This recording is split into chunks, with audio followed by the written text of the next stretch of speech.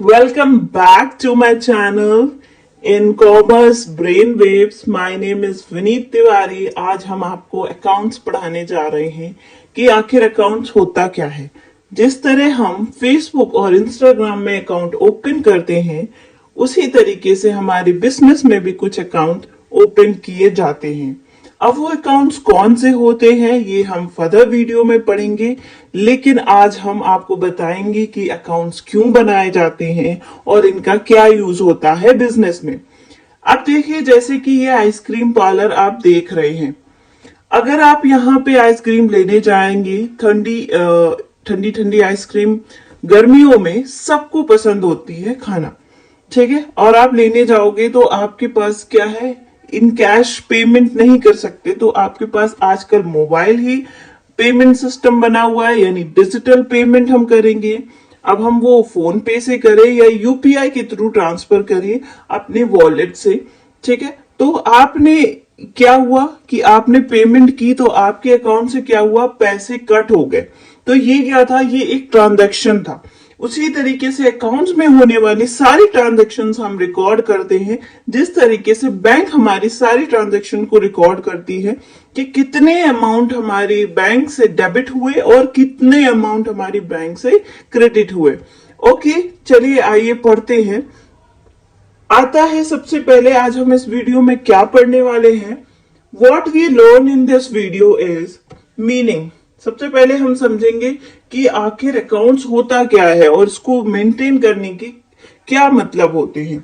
Process क्या है, एक ये सिस्टमैटिक प्रोसेस है और वेरियस यूजर्स ऑफ अकाउंट, और इस अकाउंट्स को मतलब देखने वाले बहुत सारे यूजर्स आपको मिल जाएंगे. ऑब्जेक्टिव क्या एम है और क्या फंक्शन है हमारे अकाउंटेंसी का. आइए समझ लेते हैं कि अकाउंट्स क्या होता है. Account is a systematic process of identifying, measuring, recording, classifying, summarising, interpreting and communicating financial information. क्या मतलब है इस डेफिनेशन का.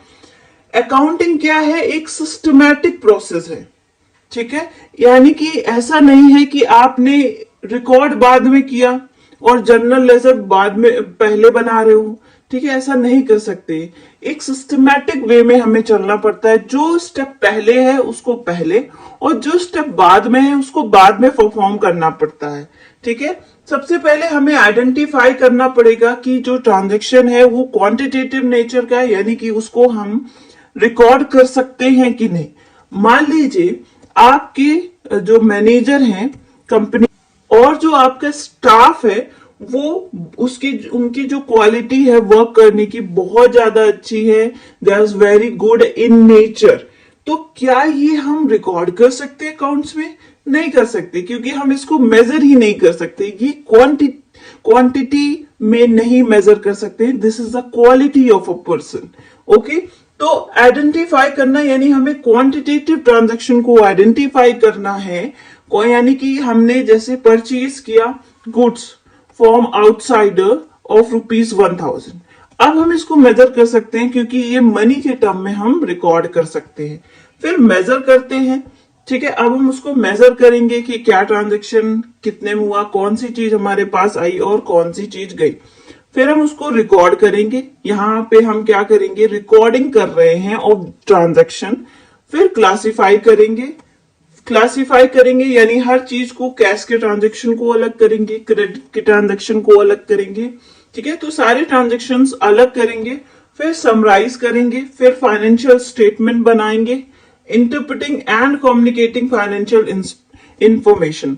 उसके बाद हम उसका अनुमान लगाएंगे और फिर उनकी जो हमारी फाइनेंशियल इंफॉर्मेशन के यूजर्स है उनको उसकी इंफॉर्मेशन की कम्युनिकेट करेंगे, ठीक है. उसकी इंफॉर्मेशन किसको देंगे, हमारे अकाउंट्स यूजर्स को देंगे. उनको जरूरत पड़ती है. कौन कौन यूजर्स होते हैं अभी हम आगे समझेंगे. सबसे पहले देख लेते हैं प्रोसेस ऑफ अकाउंटिंग. प्रोसेस क्या होता है अकाउंटिंग का. आइडेंटिफाई, मैंने आपको बताया कि हम आइडेंटिफाई करेंगे मनी टर्म्स और नॉट. अगर वो चीज मनी टर्म में हम मेजर कर सकते हैं तो वो पहला होगा कि हमें क्या करना है, आइडेंटिफाई करना है ट्रांजैक्शन को. और ट्रांजैक्शंस कैसे होने चाहिए, क्वांटिटेटिव नेचर की। ओके, और फिर आता है measuring, how much money is that. अब हमने देख लिया, ठीक है, हम इसको रिकॉर्ड कर सकते हैं, ये क्वांटिटेटिव नेचर का है। अब हम उसको मेजर करेंगे कि कितना मनी एक्सचेंज हुआ है। फिर उसके बाद हम उसे रिकॉर्ड करेंगे, जर्नल एंट्री को रिकॉर्ड करेंगे अपनी बुक कीपिंग में। किसमें? Book keeping. इसको कहते हैं प्रोसेस ऑफ बुक कीपिंग, यानी बुक में चीजों को, यानी ट्रांजेक्शन्स को और इवेंट्स को रिकॉर्ड करना, that is recording in journal. फिर आता है क्लासिफाई। उसके बाद हमने रिकॉर्ड कर लिया, उसके बाद क्या करेंगे, जो एक ही तरीके के ट्रांजेक्शन्स होंगे उनको अलग अलग क्लासिफाई करेंगे, यानी कि लेजर बनाएंगे। अब लेजर कैसे बनाते हैं ये हम जरूर सीखेंगे। फिर आता है समराइज करना। अब हम फाइनल अकाउंट्स बना रहे हैं, हम सारी चीजों को क्या करेंगे, समराइज करेंगे, सारे एक्सपेंसेस देखेंगे, हमारे पास एसेट्स कितनी है, हमारी लायबिलिटी कितनी है, वो सब देखेंगे। उसके बाद आता है एनालाइज, यानी कि हम जो हमारे फाइनेंशियल स्टेटमेंट बन गए हैं, जो फाइनल अकाउंट्स बन गए हैं, अब उसी को क्या करेंगे, एनालाइज करेंगे। कैसे? रेशियो एनालिसिस, यानी कि देखेंगे कि हमारे जो डेप्थ है वो कहीं ज्यादा तो नहीं है, हमारे डिवेंचर्स और कैपिटल का रेशियो क्या है, ठीक है। तो ये सारी चीजें हम देखेंगे, एनालाइज करेंगे। और फिर उसके बाद क्या करेंगे, हमारे जो यूजर्स है, वेरियस यूजर्स है, उनको ये बातें क्या करेंगे, कम्युनिकेट करेंगे, बताएंगे, क्योंकि उनके मतलब उनको इस चीज की जरूरत पड़ती है। आइए देख लेते हैं कौन कौन से यूजर्स होते हैं। There are two types of users in our business, that is internal users and external users. Internal users में सबसे पहले आ जाते हैं जो हमारी कंपनी के साथ मिलकर काम करते हैं, like board of directors, owners यानी कंपनी के मालिक, बोर्ड ऑफ डायरेक्टर इनके बिहाफ में वर्क करते हैं, पार्टनर्स, मैनेजमेंट, पार्टनर्स फिर से आ गया, एम्प्लॉय, ठीक है, जो एम्प्लॉय काम कर रहे हैं कंपनी में वो भी इंटरनल होते हैं।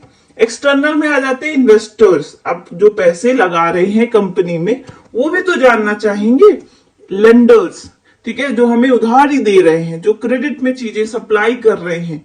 गवर्नमेंट को भी जरूरत है क्योंकि वो टैक्स चार्ज करेगी आपसे, ठीक है। और कस्टमर्स को, जो कंपनी के कस्टमर्स है, जो हमारे प्रोडक्ट को ले रहे हैं, उनको भी जरूरत पड़ती है इन अकाउंट्स की। ओके, फिर आता है ऑब्जेक्टिव्स ऑफ अकाउंट। क्या ऑब्जेक्टिव है, क्या एम है अकाउंट्स का? तो सबसे पहले देखते हैं सिस्टमैटिक रिकॉर्डिंग ऑफ ट्रांजैक्शन, यानी कि मैंने आपको बताया कि जो ट्रांजैक्शन है उनको हम सिस्टमैटिकली रिकॉर्ड करते हैं। मतलब एक सीक्वेंस होता है ट्रांजैक्शन को रिकॉर्ड करने का और उसी के अकॉर्डिंग हम चलते हैं। फिर आता है असरटेनमेंट ऑफ रिजल्ट, उसके बाद हम रिजल्ट को निकालते हैं और अपनी फाइनेंशियल पोजीशन को पता करते हैं। फिर communicate information to various users, अभी हमने पढ़े इंटरनल एंड एक्सटर्नल यूजर्स को सारी इंफॉर्मेशन क्या करते हैं, कम्युनिकेट कराते हैं। देन प्रिवेंटिंग फ्रॉड, और अकाउंटिंग हमें किस चीज से बचाता है, फ्रॉड से बचाता है, ठीक है। अब हम पढ़ते हैं फंक्शंस ऑफ अकाउंटिंग। क्या फंक्शंस होते हैं अकाउंटिंग के? सबसे पहले हम आपको बता चुके हैं मेजरमेंट करना, नापना उस चीज को। फिर उसके बाद हम फोरकास्ट करेंगे, हमें फ्यूचर प्लानिंग भी करनी है, तो हम क्या करेंगे, प्रीवियस जो भी हमारा डाटा है उसके अकॉर्डिंग चीजों को फोरकास्ट करने की कोशिश करेंगे, यानी कि हम उन अनुमान लगाने की कोशिश करेंगे, ठीक है। फिर आता है डिसीजन मेकिंग, वही बात, फोरकास्ट करना या डिसीजन मेकिंग करना।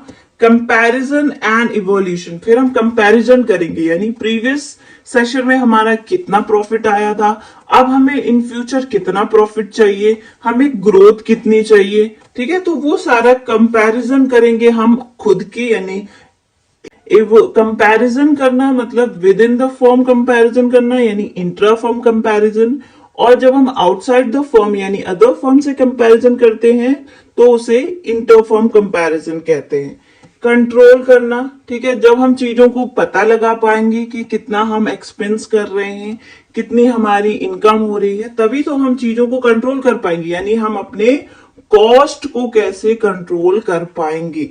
फिर आता है मैनेजमेंट, रेगुलेशन एंड टैक्सेशन। अच्छा, गवर्नमेंट रेगुलेशन मतलब गवर्नमेंट की क्या रेगुलेशन है, ठीक है। और टैक्सेशन मतलब गवर्नमेंट भी क्या करती है, उसको भी हमारी किसकी जरूरत होती है, उसको भी हमारी अकाउंटिंग इंफॉर्मेशन की जरूरत होती है, ताकि वो हम पे टैक्स इंपोज कर सके, ठीक है। और हम उनके अकॉर्डिंग चल रहे हैं, उनके रूल्स एंड रेगुलेशन के अकॉर्डिंग चल रहे हैं कि नहीं चल रहे हैं, अकाउंटिंग स्टैंडर्ड के अकॉर्डिंग चल रहे हैं कि नहीं चल रहे हैं, वो कैसे पता चलेगा। वो सब हमारे अकाउंटिंग के अकॉर्डिंग ही पता चलेगा। अगर हम अकाउंटिंग नहीं करेंगे तो सारी चीजें बहुत ही ज्यादा अनक्लियर होंगी। तो अकाउंटिंग करना इज वेरी इंपॉर्टेंट। और ये थे हमारे अकाउंटिंग फंक्शंस। तो हमने समझा कि अकाउंटिंग क्यों की जाती है और ये किस किस के लिए यूजफुल होती है। ओके, तो ये था हमारा आज का लेक्चर। आई होप आपको पसंद आया हो, और ये मेरा पहला वीडियो था। Thank you so much.